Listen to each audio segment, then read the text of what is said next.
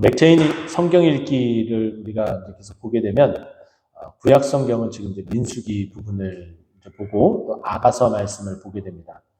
신약 성경은 바로 이 히브리서 이 부분을 함께 보게 되는데 히브리서는 우리가 자주 접하는 성경이면서도 또 우리가 그 내용들에 대해서 조금은 모르는 경향들이 있습니다. 왜냐하면 이 히브리서에 대한 그 개론을 우리가 좀 더 들어야 되는데 그렇게 이제 듣지 못하기 때문인데 오늘 이 시간에는 그 첫 시작이고 또 여러분들이 계속해서 이제 주중 가운데에 우리가 계속해서 읽어야 될 이 히브리서 말씀이기 때문에 히브리서의 이 개요를 여러분들이 한번 들어보고 또 여러분들이 또 찾아서 확인해 보는 시간이 반드시 필요하다라고 말씀드릴 수 있죠. 자, 히브리서는 그 저자의 그 모습을 보게 되면 뭐 이전에는 사도 바울이다 아니면 뭐 아볼로다 브리스길라와 아굴라다 뭐 바나바다 또 다른 뭐 사도들이다 뭐 여러 가지 뭐 누가가 작성했다 그래서 여러 가지 말들이 있지만은 이제는 거의 이제 통일이 됐는데요. 우리 개혁주의 사상에 맞춰서 이 말씀을 정통적으로 우리가 보게 되면은 작자는 미상으로서 우리가 두는 것이 가장 바람직하다라고 볼 수가 있습니다.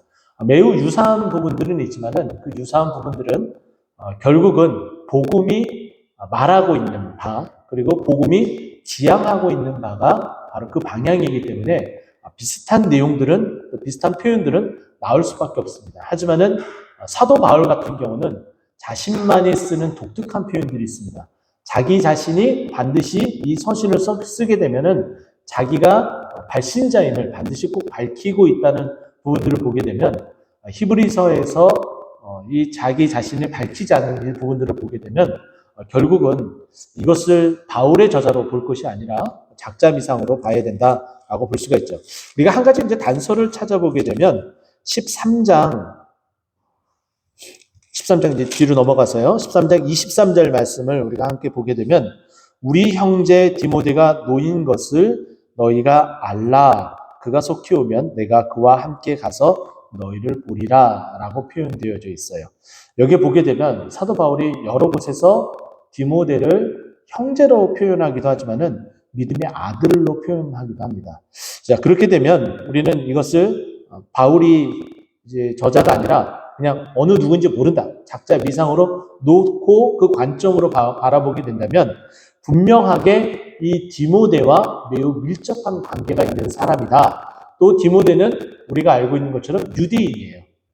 북에는 헬라인이지만은 어머니는 유대인으로서 우리가 알고 있는 것처럼 그가 어려서부터 그의 어머니와 외조모 루이스로부터 무엇을 배웠어요? 성경을 배웠단 말이에요.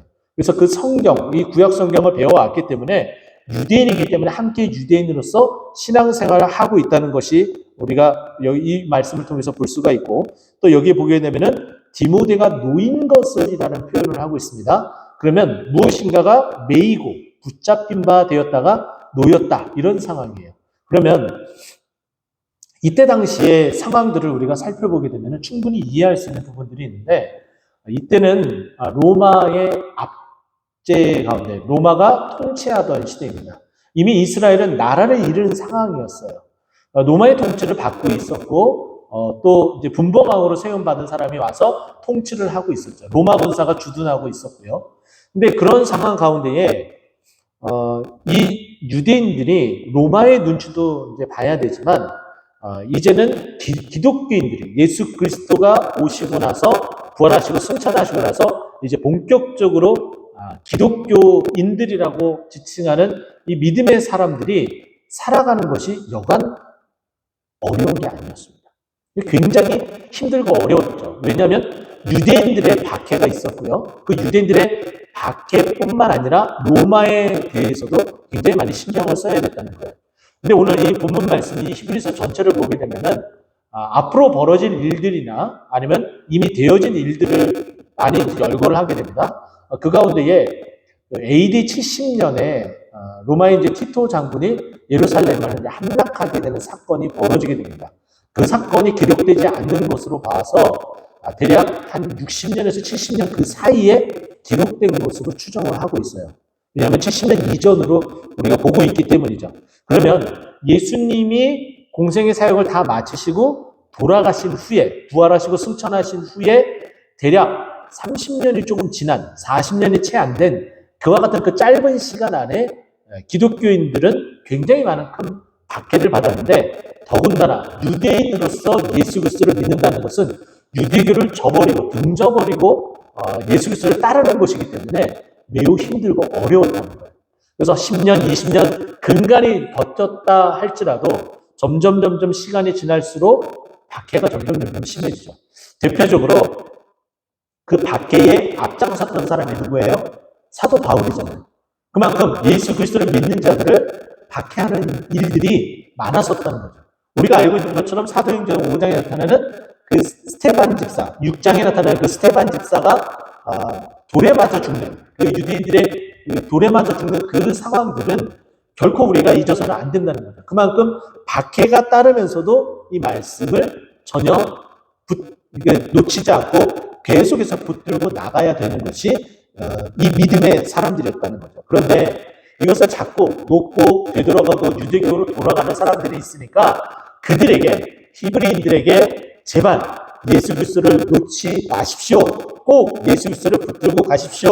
그분은 여러분들이 알고 있는 것처럼 여러분들이 어려서부터 또한 계속해서 믿어왔었던 그 성경에 그 말하는 그 모든 것들을 증언하는 분이십니다. 그렇기 때문에 그분을 꼭 붙들고 가야 됩니다. 해서 예수 그리스도에 대한 이 그리스도론을 굉장히 많이 다루고 있는 것이 히브리서입니다. 또 뿐만 아니라 유대인들이 껌뻑 죽는 사람들이 있어요. 그 사람들은 누구냐면은 당연히 우리는 율법을 하나님 앞에 받아서 기록한 모세가 가장 으뜸이라고 볼 수가 있겠죠. 그리고 나서 또 모세가 신명기 28장에 기록된 대로 보게 되면은, 신명기 28장 14절 말씀 보게 되면 모세가 이렇게 이야기를 해요. 후일에 나와 같은 선지자가 나오겠다라고 이야기를 해요. 그래서 세례 요한이 나타났을 때에도 많은 사람들이 그 세례 요한에게 다가와서 네가 그 선지자냐, 신명기에 언급한 그 선지자냐라고 물을 정도로 모세에 대한 그 신봉함은 이루 말로 형용할 수가 없습니다. 또 뿐만 아니라 마태복음 1장 1절을 보게 되면 우리가 히브리서의 그 유사성들을 좀 보게 되면 마태복음과 로마서하고 유사성을 많이 찾을 수 있는데, 유대인들에게 중심으로 썼기 때문에 구약 성경을 많이 인용한다는 거예요. 그래서 우리가 마태복음 1장 1절을 보게 되더라도 아브라함과 다윗의 자손 예수 그리스도의 세계라, 즉 유대인들이 껌뻑 죽는 사람은 모세, 아브라함, 다윗 이와 같은 사람이고, 뿐만 아니라 선지자로서는 이사야, 엘리야, 엘리사 이런 사람들, 예레미야, 에스겔, 또 시리소선지서에 나오는 그 선지자들, 이런 선지자들의 그 말들을 들으면 꺽꺽꺽꺽 정말 하나님께서 우리에게 말씀하셨구나라는 것을 다 인정할 수밖에 없고 고개를 숙일 수밖에 없다는 거예요. 그래서 그와 같은 모든 것들을 이야기를 해주면서 예수 그리스도는 바로 그분들보다 더 뛰어난 분이시다. 그리고 천사를 숭배하는 그 일들도 있었는데 그 천사들보다 더 뛰어나신 분이 바로 예수 그리스도다. 또 뿐만 아니라 우리가 항상 하나님 앞에 나와 예배, 제사를 드리는데 그 제사장보다도 더 뛰어나신 분이 예수님이다 라는 것을 말해주는 것이 이 히브리서 말씀입니다. 자, 그러면 이와 같은 내용을 품고 있는 이 히브리서의 그 첫 시작을 누구의 이야기로 시작하는지 본문 말씀을 통해서 볼 수가 있는데, 1장 말씀을 보게 되면 1장 1절 말씀 보게 되면 옛적의 선지자들을 통하여 라는 말이 나오게 됩니다. 여러분, 저희 누가복음 24장 44절 말씀 보게 되면 예수님께서 엠마오 가는 이제 두 제자들에게 말씀하신 것들, 그 부분들에 있어서 예수님이 직접 이렇게 말씀하세요. 율법과 선지자의 글과 시편의 나를 가리켜 기록된 모든 것이 이루어져야 하리라 라고 말씀하셨어요. 다시 한번요. 율법과 선지자의 글과 시편의 나를 가리켜, 예수님이 직접 말씀하신 거예요. 나를 가리켜 기록된 모든 것이 이루어져야 하리라. 아니라. 이 말인즉슨 구약 성경 전체를 말합니다. 율법은 모세오경을 말하겠고 선지자의 그 글들은 전체 역사서부터 시작해서 선제 모든 것들을 말하겠고 또 시편은 시가서에 있는 내용들을 말하죠. 그러니까 이 구약 성경이 누구를 계속 말하고 있어요? 예수 그리스도를 가리키고 예수 그리스도를 말하고 있어요. 근데 그 모든 것들, 성경이 말하고 있는 메시아에 대한 그 모든 것들이 다 이루어져야지 된다는 거예요. 그래서 우리가 알고 있는 것처럼 로마서 10장 4절 말씀 보면은 예수님은 율법의 마침이 되셨다라는 거예요.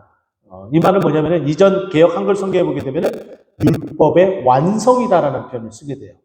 그러니까 모든 것을 다 마쳤기 때문에 마침표라고 마침표 있죠?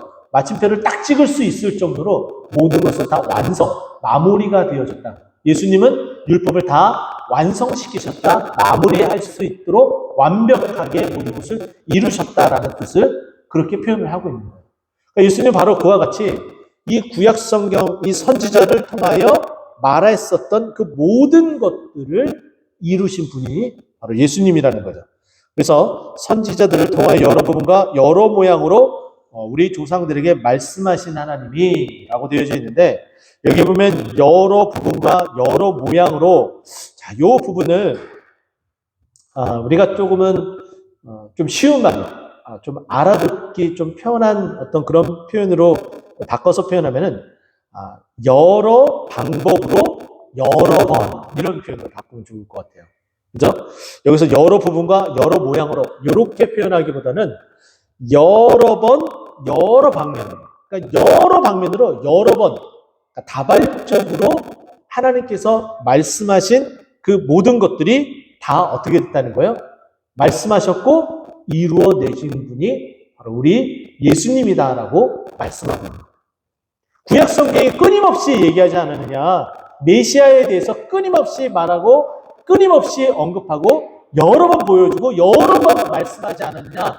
근데 그 구약 성경이 말한 그 예수님이 바로 우리가 지금 믿는 그 예수 그리스도다. 그러기 때문에 너무나 확실하기 때문에 지금 어떠한 핍박이 올지라도 우리는 그 믿음이 흔들려서는 안 된다라고 말하고 있는 거예요. 그러면서 2절 말씀 보면 이렇게 언급을 해요. 이 모든 날 마지막에는 이것은 구약 성경을 마무리하는 날이라고 표현하면 돼요. 그러니까 예수님이 지금 현재 이들이 살고 있는 모든 날의 종말을 어떤 말하기보다는 구약 성경이 모두 말하고 있는 그 마지막 날, 때가 다 되었을 때에 그렇게 표현해 볼 수가 있겠죠. 갈라디아서 4장 4절 말씀은 때가 참에라는 표현으로 시작을 합니다. 때가 참에 그리스도께서 여자에게 나시고 율법 아래 나게 하신 것은 이라고 표현을 하죠. 예수님은 이사야 선지자의 그 예언대로 여자에게서 나오신 거예요. 또 여자의 후손이라는 표현, 율법의 창세기 3장 15절에 나타나는 여자의 후손으로서 오신 분이 바로 예수님이라는 거예요. 근데 그것이 다 어떻게 해요? 마지막 날에 때가 다 되었을 때에 꽉 찼을 때에 이와 같은 말씀이 이제 성취가 되고 이루어진다라고 말하는 거죠. 근데 그것이 누구를 통해서? 아들을 통해서, 예수 그리스도를 통해서 이제 우리에게 이제 말씀하시고 이제 이루시고자 한다라는 거예요. 그러면서 이 아들을 그냥 이 땅에 이렇게 내보내는 것이 어찌 보면은 그냥 방관자로 그냥 내보내고 그냥 마무리하고 이런 것이 아니라 그분을 이 땅에 예수 그리스도를 보냈는데 그분을 보낸 것은 모든 것들의 상속자로 그러니까 맏아들이 되어서 이 땅에 보내셨다. 아들 가운데 최고의 으뜸이 되게 하셨다. 그럼 우리는 그 아래 동생 같은 개념으로 우리가 같은 믿음의 형제로서 우리가 함께 섬기는 거겠죠. 그리고 나서 또 그로 말미암아 모든 세계를 지으셨다. 자, 여기에 좀 상충되는 표현이 있습니다. 그분이 이 땅 가운데 내려오셨어요. 그러면 세상이 창조된 그 시점과 예수님이 내려온 시점이 있을 거예요. 그러면 다르잖아요. 분명히 시간의 그 공백 차이가 있을 거란 말이에요. 그러면 태초부터 계신 하나님은 아니라는 표현으로 귀결될 수가 있어요. 그렇기 때문에 성경이 말하고 있는 삼위일체 그 하나님을 나타내기 위해서 히브리 기자는 그가 배운 그리고 알게 된 이 성경의 진리 그 가운데의 깊은 것을 함께 나누고 있는 거예요. 그분은 때가 차서 오셨지만 그분은 제일 처음부터 계셨던 분이다. 그렇기 때문에 모든 세계를 그가 함께 하나님과 성부 하나님과 성령 하나님과 함께 지으셨다. 우리가 알고 있는 것처럼 창세기 1장 26절 말씀 보면은 우리가 라는 표현이 나오게 되죠. 그리고 1장 1절에도 엘로힘, 복수로서 하나님께서는 하나님 성부 하나님 혼자서 세상을 창조하시는 것이 아니라 함께 성부 하나님과 성자 하나님과 성령 하나님과 성자 하나님과 함께 이 세상을 만드셨다, 창조하셨다. 근데 그분이 몸에 육신의 몸을 입고 이 땅 가운데 오신 것은 때가 차서 그렇게 하셨다라는 것을 우리에게 말해줍니다. 그러면서 이제 3절에 들어가서 예수님이 어떠하신 분이신지 우리에게 좀 더 자세하게 설명을 해줘요. 3절 앞부분에 보면은 이는 하나님의 영광의 광채시요. 하나님 그분 자체다라는 거예요. 그죠? 그래서 우리가 여기 이는이라는 것은 그 그리스도는 지금 우리가 계속해서 언급하고 있는 그 예수 그리스도는 하나님의 영광의 광채입니다. 라고 말씀하고 있어요. 그분 자체다. 그분은 영광이다. 우리가 영광을 돌려야 될 분이다. 우리가 그분을 따라야 되는 분이다. 그렇게 말하는 거죠. 그러면서 그 본체의 형상이다. 이 표현은 사도 바울이 했었던 그 말을 그대로 어찌 보면은 인용하고 있는 듯합니다. 빌립보서 2장 6절 말씀 보면은 그는 근본 하나님의 본체시나라는 거예요. 이건 이제 조직 신학에서는 이거를 같다, 동일하다라는 표현을 아시죠? 동일하다, 같다. 그래서 동일 본체, 같은 본체다. 그러니까 즉 예수 그리스도와 성부 하나님과 성자 하나님은 같은 분이시다. 같은 하나님의 그 성품을 유일하신 그 성품을 가지고 계시다. 동일 본체다라고 표현을 하고 있어요. 그래서 여기 보면은 그 본체의 형상이다라는 것은 하나님과 같은 분이다. 그래서 그 영광의 광채를 가지고 있는 분이 예수님이다라고 설명을 해주는 것이 3절 말씀이에요. 그러면서 그 예수님은 하나님으로서 그 영광을 받으실 만한 분이시고 또 하나님의 그 형상, 동일 본체를 가지고 계실 뿐만 아니라 그 뒤 이어서 그의 능력의 말씀으로 만물을 붙드신다. 통치권에 대해서 이제 설명을 합니다. 예수님은 만물을 다스리고 통치하시죠. 그래서 우리 예수님께서 주관하시는 그 일들이 너무나 많아요. 만물을 통치한다는 것은 사망 권세를 아우르는 어떤 일까지도 다 포함이 되겠죠. 그래서 죽음 가운데 있었던 나사로를 살리는 일도 여기에 포함이 된다라고 볼 수가 있고 또 자연을 어우러서 풍랑을 잔잔케 하는 예수님의 그 능력도 우리는 그 예수님의 공생의 사역에서 본 바가 있습니다. 그것이 결국은 무엇을 말해요? 능력의 말씀으로 만물을 붙드신다라는 것은 통치하신다. 통치권, 예수님의 통치권을 우리에게 말해주고 있는 거예요. 또 더 나아가서 높은 곳에 계신 지극히 크신 이의 우편에 앉으셨다. 이 부분은 이제 예수님이 하나님과 동일하신 분이시고 통치하신 분이시고 또 그분이 우리를 위해서 십자가에 못 박혀 돌아가시고 그리고 장사된 지 사흘 만에 다시 살아나셔서 승천하시잖아요. 승천하셔서 계신 곳이 어디냐? 하나님 보좌 우편에 앉아 계신다라는 것을 우리에게 설명을 해주는 이 구절이 이 부분입니다. 우리가 사도신경을 고백하는 것은 그냥 단순히 주문을 외우는 것처럼 주저리 하는 것이 아니라 내가 이것을 믿습니다라고 고백하는 거예요. 근데 그 고백 중에 가장 많이 해당되는 부분이 누구에 대한 신앙 고백이 가장 많아요? 예수님에 대한 신앙 고백이 제일 많습니다. 그럼 한번 생각해 보세요. 전능하사 천지를 만드신 하나님 아버지를 내가 믿사오며 하나님 아버지 요 부분, 성부 하나님 요 부분밖에 없어요. 그리고 예수님에 대해서 쭉 나열하고서 성령을 믿사오니 이렇게 고백을 하잖아요. 근데 예수님에 대해서는 그의 동정녀 탄생, 고난, 십자가의 죽으심, 장사 지내심, 부활하심, 그리고 승천하심, 그리고 승천해서 심판주로 오시는 것까지 아주 많은 내용을 우리가 믿는다라고 고백을 합니다.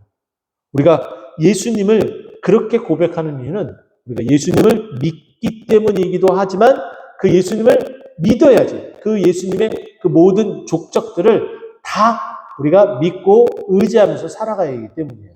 그래서 우리가 나중에 뭐 보게 될지 모르겠지만은 히브리서 12장 말씀을 보세요. 12장 2절 말씀이에요. 히브리서 12장 2절 말씀. 믿음의 주요 또 온전하게 하시는 이인 예수를 바라보자 라고 되어져 있어요. 믿음의 주요라는 것은 결국은 뭐냐면은 믿음의 본질이다 라고 말씀하고 있는 거예요. 예수님이 우리가 믿는 본질이다. 가장 중요하신 분이다. 우리의 믿음을 온전하게 하시는 분이다.